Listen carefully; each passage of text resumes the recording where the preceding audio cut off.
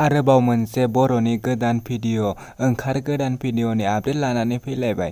नोंथांमोना नैबे गोदान मिउजिक भिडिअनि फुल आपडेटखौ मिथिनो थाखाय नोंथांमोना बे भिडिअखौ जोबजासिम नाय। लोगोफोर, नोंथांमोना बिथांमोननि नैबे गोदान भिडिअखौ दासिमबो नायाखै, अब्ला नोंथांमोना नैबे आंनि भिडिअनि गेजेरजों नायनानै लानो हागोन। बेखायनो नोंथांमोना बे भिडिअखौ जोबजासिम नायनो नांगोन। बिदिब्ला लोगोफोर, फैदो दिनैनि बे गोदान भिडिअनि आपडेटनि सायाव। दिनैनि नैबे गोदान भिडिअनि आपडेटनि टाइटेलानो जादों ददेरे ददेरे। लोगोफोर, नोंथांमोना बे भिडिअखौ नायनो थाखाय बिथांमोननि इउटुब चेनेलाव थांनो नांगोन।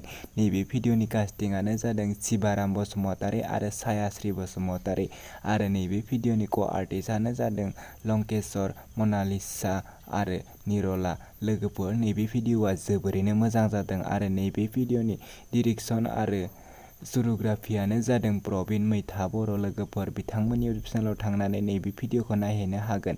बिथांमोना नैबे भिडिअखौ अलरेडि फुल आपल'ड खालामनानै होखाबाय। बे भिडिअनि मेथाइखौ रोजाबदों शिबाराम बसुमतारी। लोगोफोर, नोंथांमोना बिथांमोननि इउटुब चेनेलाव थांनानै बे गोदान मिउजिक भिडिअखौ नायहैदो। बिथांमोननि इउटुब चेनेलनि मुङानो जादों SKB प्रडाक्शन।